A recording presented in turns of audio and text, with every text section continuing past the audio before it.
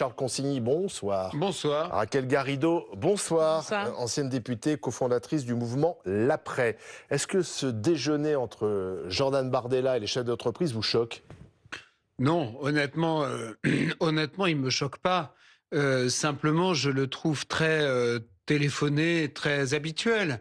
On est à 1 an de l'élection présidentielle. Les différents partis rencontrent les différents corps intermédiaires et les différents représentants de beaucoup de secteurs de la société.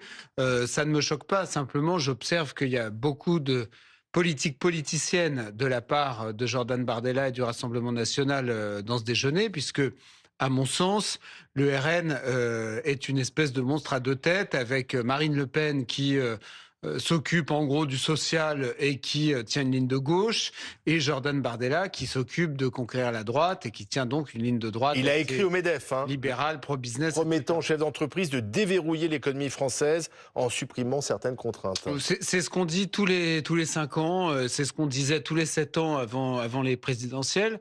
Donc voilà, moi je suis pas surpris, mais c'est toujours la même promesse qu'on fait aux chefs d'entreprise. En fait, je n'y crois pas. Pourquoi? C'est que dans le programme du RN, vous avez des mesures qui sont très coûteuses, qui sont d'inspiration classique, plutôt à gauche, pour toute une partie du programme socio-économique, qui font que vous ne pourrez pas faire ce que promet là le jeune Bardella. Donc je n'y crois pas. Voilà. Alors, Raquel Garrido, tout d'abord sur simplement la tenue de ce déjeuner, donc les dirigeants du MEDEF qui déjeunent avec Jordan Bardella, ça vous choque ou non? Je constate qu'on est très loin des années où la présidente du MEDEF, Parisot, écrivait un livre sur le piège de l'extrême droite et refusait absolument que le MEDEF dédiabolise ou normalise l'extrême droite. Aujourd'hui, Bernard Arnault, qui est le grand patron des patrons français, qui est trumpiste, qui déteste absolument, même il honnie le modèle français républicain. C'est aujourd'hui cet homme-là qui fait figure de leader idéologique de certains grands patrons français, et à des années-lumière des intérêts d'ailleurs du patronat français. Parce que moi, je fais évidemment toujours la différence entre les milliardaires qui finalement ne travaillent pas beaucoup, ils ramassent aisément l'argent de leurs actions, qui voilà, sans trop lever le doigt, et le petit patron ou de petite ou moyenne entreprise qui effectivement ne compte pas ses heures, ne se paye d'ailleurs pas beaucoup et qui n'est absolument pas défendu par le MEDEF et ne sera pas défendu par Bardella. Quand Bardella parle de paresse en accusant les salariés français d'être paresseux, je trouve ça bien audacieux de la part de quelqu'un qui est passé directement du lycée au parti, qui maintenant veut devenir président de la République. Enfin, je sais pas, il y a 30 millions de salariés dans ce pays. Ils n'ont pas attendu Bardella pour se lever le matin, mettre de la nourriture sur la table et les assiettes de leurs enfants, payer leurs impôts, et ils ne sont pas en reste. Donc ils n'ont pas à se faire insulter comme ça par un Bardella qui aujourd'hui en réalité est passé du côté des puissants, du côté de ceux qui ne veulent pas payer la taxe Zuckman, de ce capitalisme-là qui est un capitalisme feignant, à vrai dire. Parce qu'il y a un capitalisme productif qui est intéressant. Les Français ont des choses à imaginer, ont des choses à apporter. Les Français ont envie de travailler, aiment en général leur boulot. Oui. Mais sauf que quand on est mal payé, quand on souffre au travail... Est-ce que vous avez révisé sur le nombre de morts au travail? On en avait parlé il y a 15 jours. Ah non, mais vous savez, on n'est pas à l'école, donc c'est pas, on en a parlé il y a 15 jours, est-ce que vous avez révisé? Ça pourrait vous intéresser, devrait vous intéresser. Moi, contrairement à Bardella, j'ai fait des études, donc...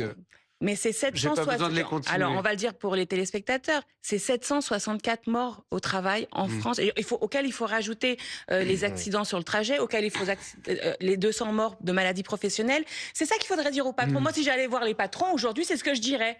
Je dirais, vous avez un problème de désenchantement, de découragement. Certains salariés souffrent au travail, certains sont pas assez payés. Est-ce que le MEDEF doit recevoir tout le monde? Est-ce que le MEDEF doit déjeuner avec toute la classe politique? Mais oui, en tout cas, tous ceux qui sont en position de gagner la présidentielle dans 1 an, ça me paraît naturel. Ensuite, après, il faudrait que Jordan Bardella aille déjeuner avec la CGT aussi, alors. Non, mais très bien, si elle veut déjeuner avec lui. À mon avis, ça va être plus difficile à organiser. Il ne faut pas être dans des postures. D'abord, dire que Bernard Arnault honnie le modèle républicain, c'est votre phrase. Je suis quand même pas très sûr. Moi, je pense qu'on a de la chance de l'avoir en France, Bernard Arnault. Il nous faudrait plus de Bernard Arnault. et moins d'idéologue. Mais bon, c'est quelqu'un qui valorise énormément les savoir-faire français.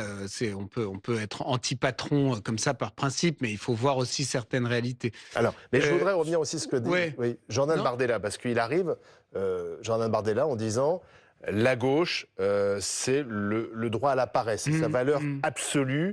La gauche a une entreprise finalement honteuse. Est-ce qu'il a raison quand il dit ça? Oui, là-dessus, je pense qu'il a raison. Je pense tout à fait que la gauche, c'est le droit à la paresse. Et d'ailleurs, c'est revendiqué par la gauche.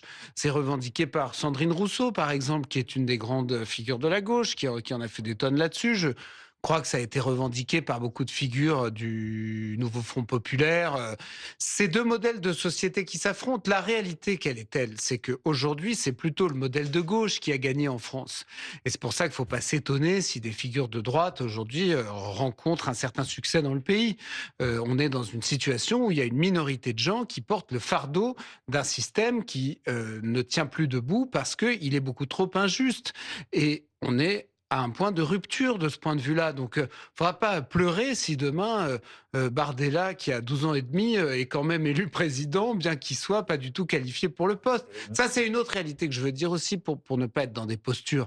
C'est que, en réalité, je pense que personne ne croit sérieusement à l'élection de Bardella. Pour moi, c'est une espèce de fausse opposition. Les dirigeants du MEDEF déjeunent avec lui. Oui, mais pas moi. En tout cas, il milite pour Bernard Arnault. Non, il milite quand pas ils font la une de Paris Match. Bernard Arnault, il milite pour Jordan Bardella. Mais bien sûr, quand ils organisent des dîners pour Le Pen, il y a une chose qui est une relation... Attendez, parce que c'est important ce que vous dites. Oui, Bernard Arnault, il a choisi son candidat, c'est Jordan Bardella. Quand il fait la une de Paris Match... C'est un journal, c'est pas Bernard Arnault qui dit au patron de Paris Match, venez Jordan Bardella en une. Je vous trouve bien naïf. Et moi, je ne pense vous portez pas des accusations sans les étayer. Oui, je pense que les Français commencent à comprendre qu'il y a une partie importante du patronat français qui est passé armes et bagages à l'extrême droite. Et je ne parle pas que du groupe Bolloré, je ne parle pas que du groupe Sterrin, d'ailleurs, dont le directeur financier est aujourd'hui le conseiller économique de Jordan Bardella, qui l'a accompagné à ce déjeuner avec le MEDEF. Je parle du patronat d'extrême droite. Bernard Arnault est dans le patronat d'extrême droite. Oui, Bernard Arnault, aujourd'hui, pour moi, est passé entièrement à l'extrême droite. Quand on est trumpiste, d'accord, on n'est pas trumpiste de façon... être trumpiste, pardon, ce n'est pas quelque chose qui est conforme à la tradition républicaine française, déjà. Alors c'est Raquel Garrido qui est le garant de la tradition républicaine française. J'y suis attachée à la tradition républicaine française, en effet. La prochaine Marianne, peut-être. Je dire à ce stade. Ça vous gênerait Non, mais c'est que je pense que vous n'avez pas le monopole de la tradition républicaine française. Non, mais j'en parle et je la défends. Je suis désolé. C'est pas Bernard Arnault. Pas Bernard Arnault qui refuse la taxe Zuckman, qui va se féliciter du modèle états-unien. Sur le type qui a créé à peu près la dernière boîte qui fonctionne en France, en l'occurrence. Donc arrêtons un peu de dire n'importe quoi. Ça, c'est méprisant pour les entrepreneurs qui, eux, travaillent très fort. Oui, mais qui emploient des Français dont la clientèle est française. Je suis désolé, Madame Garrido, mais je suis désolé, mais enfin, c'est terrible d'en être dans ces caricatures. Revenons à ce que dit Jordan Bardella. Est-ce que la valeur absolue à gauche, c'est le droit à la paresse, c'est-à-dire le non-travail? Évidemment que non, c'est exactement l'inverse, c'est-à-dire la valeur travail est encore défendue par la gauche. Mais la gauche, c'est exactement le contraire. La gauche, elle est censée, du moins, en tout cas c'est ma conception, être ce porte-voix déjà du salariat. C'est 30 millions de personnes en France, 20 millions dans le privé, plus on rajoute les fonctionnaires, on rajoute la ruralité, on peut rajouter les indépendants, parce qu'aujourd'hui, auto-entrepreneurs aujourd'hui, quand vous avez un ou deux clients que vous peinez, etc., c'est un type de contrat que vous pouvez penser que vous êtes libre, mais en réalité, vous galérez comme tout le monde. Bon. La gauche, elle doit parler au nom de ce peuple-là, s'assurer que son travail permette de vivre dignement. Voilà, c'est ça la fonction sociale, je dirais, de la gauche, pour moi. Et ça marche bien depuis des années. C'est un système qui marche très très bien. Le système. Ben tout ne marche que s'il y a les travailleurs. Rien ne marche sans les travailleurs. Le système dont la gauche a doté la France depuis 40 ans, c'est un système qui fonctionne extrêmement bien. Ça fait juste 10 ans que Macron gouverne. Et d'ailleurs, les indépendants dont vous parlez, qui donnent 75% de ce qu'ils gagnent à la gauche, à l'État, à la collectivité, ils considèrent que ça marche très, très bien. Ils se sentent défendus par la gauche. Charles Consigny. Qui est le président de la République? Macron a été très insuffisant. Voilà. Mais c'est pas la gauche. Macron a été très insuffisant. C'est pas la gauche. Il a dépensé comme un malade. Il n'a pas fait les réformes qu'il devait faire. Et d'ailleurs, il a fait une politique de gauche. C'est pas correct de dire que c'est la gauche. Non, il a pas fait. Bon, il a fait une politique de non-réforme, de non-action. Et c'est pas vrai parce que la France sous Macron est devenue un paradis fiscal pour milliardaires. Oh, oui, d'ailleurs, il y en a plein qui arrivent, mais il y en a plein qui s'installent. Vous avez vu les milliardaires américains. Mais là, le Bourget est embouteillé par tous les jets des milliardaires de la Silicon Valley qui veulent s'installer en France puisque c'est devenu un paradis fiscal. D'abord, il y a beaucoup d'investissements étrangers en France parce que la France est un lieu où la classe ouvrière est formée. Figurez-vous, où il fait plutôt bon vivre grâce à ce modèle français que nous avons conçu. Les investissements étrangers, pas seulement la gauche, mais beaucoup la gauche. C'est justement ce qu'on peut mettre au crédit de Macron. Il y a deux choses, je pense, qu'on peut mettre à son crédit. Un, d'avoir enrayé durablement le chômage. Le chômage avait jamais baissé depuis des décennies. Il a quand même Ça a commencé avec François Hollande. Oui, mais il a quand même eu une action positive sur le chômage. Et deux, les investissements étrangers grâce à une politique d'attractivité qui n'est pas du tout due au fait qu'on ait des cartes vitales ou que sais-je que vous prétenderiez être ce qui attire les investisseurs étrangers. Donc ça me paraît quand même complètement lunaire de soutenir ça. Mais moi, ce que je pense, c'est que Bardella, à mon sens, de toute façon, il ment aux gens, puisque le programme du Rassemblement national est un programme que Mme Garrido ne dédaignerait pas. C'est faux. Je vais vous le démontrer c'est la retraite à 60 ans. Vous avez tort. C'est le refus de la réduction du nombre de fonctionnaires. C'est la non-réforme totale. C'est la sacralisation absolue de l'État. Donc de toute façon, Bardella, détrompez-vous, c'est une publicité mensongère. Alors est-ce que c'est vrai que le programme économique du RN est proche du vôtre? Il faut observer les votes à l'Assemblée nationale. Je pense qu'il faut faire la différence entre un vernis de communication et sur la réforme des retraites, vous étiez d'accord? Pas du tout, puisque sur la réforme des retraites, précisément, que dit le RN? Ce que dit le RN, c'est qu'en fait, les seules personnes qui pourraient travailler, qui pourraient avoir le droit de partir à la retraite à 60 ans, sont les personnes qui ont travaillé avant l'âge de 20 ans. C'est pas du tout ce qu'il y a dans le programme du nouveau Front populaire, puisque nous visons l'idée que tout le monde puisse partir à partir de 60 ans. Ce qui marche. Et ensuite, sur les salaires, ce qui est quand même très important, parce qu'on est quand même, je pense, tous d'accord pour dire qu'aujourd'hui, avec un salaire minimum à 1 400 € net, on a du mal à vivre dignement. Bon. Eh bien, à chaque fois que la gauche a proposé d'augmenter le SMIC, le RN a voté contre l'augmentation du salaire minimum. Et à chaque fois qu'on veut financer les services publics, les hôpitaux, la police, l'école, le RN propose des mécanos qui font baisser les cotisations et qui baissent et qui appauvrissent en vérité notre système de financement social. Vous savez très bien, Mme Garrido, que fondamentalement, il y a toute une branche du RN, c'est Jean-Philippe Tanguy, Marine Le Pen, beaucoup de conseillers autour d'eux, beaucoup d'élus qui fondamentalement ne sont pas du tout en rupture avec la tradition socialo-étatiste de la France. Jean-Philippe Tanguy a voté contre l'augmentation du SMIC comme son groupe. Oui, mais d'accord, mais parce que l'augmentation du SMIC, il y a aussi beaucoup de petits patrons indépendants qui sont contre l'augmentation du SMIC parce qu'ils s'en sortiraient pas si on augmentait le SMIC. Bon, alors ne dites pas que le RN est d'accord avec nous. Avec une baguette magique. Vous parlez de la... Enfin, moi, je trouve ça dément de défendre la retraite à 60 ans. On fait plus d'enfants en France. C'est même pas que la retraite va être à 65 ans ou 67 ans. C'est que ça va être... Chacun va devoir se démerder pour se constituer sa retraite à l'avenir avec le système qu'on a. Ça, c'est ce que vous voulez. Non, ça, c'est votre modèle. Forcément. Ça, c'est le modèle du MEDEF, pas forcément, du secteur de l'assurance. Forcément. Moi, je suis pas forcément contre la retraite.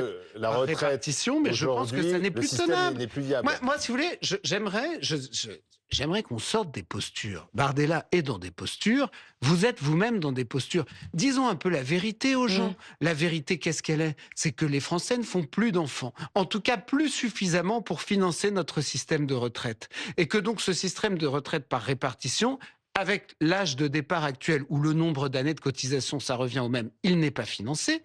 Si on faisait la retraite à 60 ans, comme vous le proposez absurdement, ce sera encore moins financé. Et je pense que même si on relève l'âge à 65 ou 67 ans, on aura quand même du mal à le financer. Donc disons la vérité aux gens là-dessus. Je réponds la vérité. Première chose, la courbe, la pyramide des âges affecte autant les régimes de retraite par répartition que les régimes de retraite par capitalisation. Dans un régime de retraite par capitalisation, vous avez aussi besoin d'un nouvel arrivage d'actifs en permanence pour financer les retraites de ceux qui ont épargné. Donc l'argument du nombre d'enfants qu'on fait, et vous dites ça à la mère d'une famille nombreuse. Donc pour l'instant, je suis contente d'avoir mis des cotisantes sur le marché. Vous avez réarmé démographiquement donc, la France. Déjà, argument faux factuellement. Deuxièmement, non, parce que non.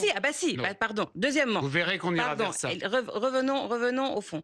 Deuxièmement, est-ce qu'on est d'accord pour dire que le fait que les actifs, c'est-à-dire ceux qui sont en âge de travailler, mettent un peu d'argent de leur énergie, de leur travail de côté pour payer pour les petits, pour les enfants qui ne travaillent pas encore et pour les vieux qui ont travaillé toute leur vie. Est-ce qu'on est d'accord pour dire ça? Donc, à partir du moment où on met cet argent. Attendez, à partir du moment où on est d'accord pour dire ça, tous les blabla qui consistent à dire que les actifs prennent sur leur épaule trop de choses, c'est absurde. Parce que qui voulez-vous d'autre que les actifs payent pour les anciens et pour les enfants, si ce n'est les enfants eux-mêmes, si vous voulez rétablir le travail des enfants, ou les vieux pour la... C'est faux. Bah si, parce qu'il y aura moins de gens pour payer, justement. Ou alors vous avez une vision de l'avenir de la France qui est un truc où personne ne va travailler. C'est les robots, l'intelligence artificielle qui va tout faire. C'est peut-être ça la différence entre la gauche et la droite, voyez. Nous, on est pour le travail, le vrai. Les robots. Non, mais l'extrême droite a une vision parfois simpliste, mais là, vous me rappelez une bande dessinée qui s'appelle Oui, oui.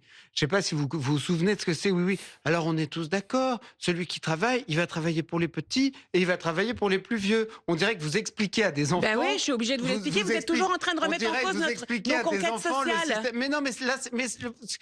Il dit qu'il faut adapter. C'est pas parce que je dis est d'une simplicité enfantine que ce que je dis est faux. Mais il n'y aurait plus de système social. C'est peut-être parce que mon argument est très puissant. On serait comme dans ces pays, comme tous les pays qui ont été soumis à vos politiques, c'est que ça finit par s'écrouler sur soi-même. Et tout ce que ça génère à la fin, c'est de la pauvreté, mais de la vraie pauvreté dure. De quoi vous parlez? Où les gens, tous les pays collectivistes dont vous vous inspirez, je vous rappelle. Mais je vous parle d'un système de répartition basé sur des cotisations, pas du collectivisme. Je vous rappelle que le parti auquel vous avez longtemps appartenu voulait que la France quitte l'OTAN pour rejoindre l'alliance bolivarienne. Ça existait, ça, quand même. Et c'est quand même ce que vous défendez à la fin. Quand vous faites ça, c'est que vous êtes patauger. Vous ne savez pas comment répondre. On ne peut pas défendre jusqu'à l'absurde un truc qui ne marche pas. Il y a pas un Les cotisations, ça ne marche pas? Non, ça ne marche pas. Non, ça ne marche pas. Donc qui alors doit payer? Et c'est ce qu'on voit justement en ce moment, puisque ça y est, vous vous énervez. Non, je ne m'énerve pas, mais si vous allez un peu dans la précision des choses et qu'on sort de oui, oui, vous voyez, on n'est plus dans une bande dessinée. Ce sont des adultes qui nous regardent. Oui, des gens, des cotisants. Eh bien, si on va dans la précision des choses, on sait par exemple que les retraites aujourd'hui en France, elles ne sont même plus seulement payés par les cotisations, comme vous dites, que moi j'appelle les charges. On est obligé maintenant, depuis plusieurs années, d'aller chercher sur le budget de l'État pour renflouer cette pyramide de Ponzi. Et pourquoi? Parce qu'il y a des exonérations de cotisations qui ont été mal décidées. C'est pour ça. Eh bien oui, allez le dire aux indépendants. C'est surtout la retraite du public qu'on doit financer. Allez le dire aux indépendants qui donnent la moitié de ce qu'ils gagnent à l'URSSAF. Écoutez, tout le monde cotise, mais franchement, c'est pas la même caisse, mais ça marche de la même façon. Je pense que, franchement, les gens qui nous regardent, qui sont cotisants. Et ben justement. Et donc ils savent très bien que ce système n'est pas financé. Mais ils sont inquiets pourquoi? Parce qu'il y a des gens comme vous qui veulent remettre en cause le bandeau où il y a écrit la gauche a-t-elle un problème avec le travail. Pardon, mais excusez-moi. Mais donc c'est ce que vous voudriez. Le fait que la France et l'un des pays où on épargne le plus montre bien que les Français eux-mêmes ne croient plus au système que vous défendez et qu'ils se disent si je ne mets pas de l'argent de côté, je n'aurai pas de retraite. Je pense que les Français ont tout à fait conscience qu'il y a des gens comme vous qui attaquez le système du soir au matin. Rien du tout. Demandez aux gens pourquoi ils mettent de l'argent de côté. Pourquoi ils mettent de l'argent de côté? Vous êtes comme quelqu'un qui voudrait... Attendez, mais vous pensez que... Alors attendez, vous n'avez pas d'opinion sur le sujet? Vous pensez que notre système de cotisation, il doit financer nos retraites, oui ou non? Ou est-ce que c'est chacun pour soi? Non, je pense qu'on est obligé de réinventer ce système parce que c'est un système qui ne marche pas. Il marche très bien. Il coûte moins cher que le système assurantiel dans n'importe quel pays. Démographique actuel de la France. Et donc, quand je vois la gauche a-t-elle un problème avec le travail, le bandeau qui était écrit en bas, je constate que oui, puisque votre solution, ça n'est jamais d'augmenter le travail. C'est toujours de pressuriser un peu plus ceux qui cotisent. Et la retraite à 60 ans, c'est mentir aux gens. Si vous avez 1 million de personnes qui travaillent en plus, ça fait des cotisations qui rentrent. Ça ne marchera pas. Vous m'imputez des raisonnements qui sont le contraire de ce que je dis. Dans une société française où tout le monde bosse, où on a un sens à notre vie, etc., on paye des cotisations. Donc battez-vous contre le chômage, battez-vous contre le bullshit job, battez-vous contre le fait que certaines personnes, on les fait travailler 45-50 heures alors que les autres sont au chômage. Par exemple, Madame Garrido, comme l'a rappelé fort justement Olivier Truchot, ce qui rend très déficitaire nos caisses de retraite, c'est notamment les retraites du public qui sont très déficitaires publicitaire, contrairement à celle du Pas du tout, privé. c'est pas le même Je budget, propose qu'on demande au secteur public de faire un petit effort pour soulager le secteur privé. En attendant, merci à tous les deux. Merci. On vous retrouvera très prochainement sur le plateau de BFM TV. Marc Fauvel, bonsoir.